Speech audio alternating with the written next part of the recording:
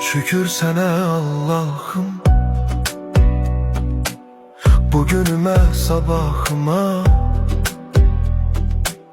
Ürəyimdə bir ümid var, sen baxırsan halımıza. Şükür sana Allah'ım,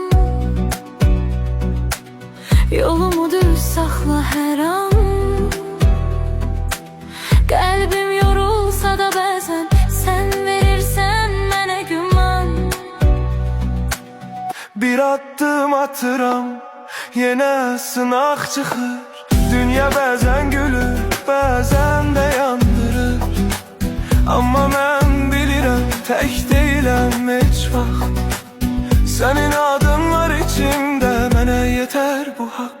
Evimə bərəkət, canıma səhət, qəlbimə təmizlik, dilimə məhəbbət. Hər kəs öz payını halal qazansın, Allahın nuru ilə qaranlıq dağılsın. Ya Rabbim gəncə güc ver, yaşlıya səbr ver. Qəmli olan ürəklərə biraz rahatlıq ver. Kim yorulub, kim ağlayıb, kim tək qalıbsa, sən çatdı köməyini,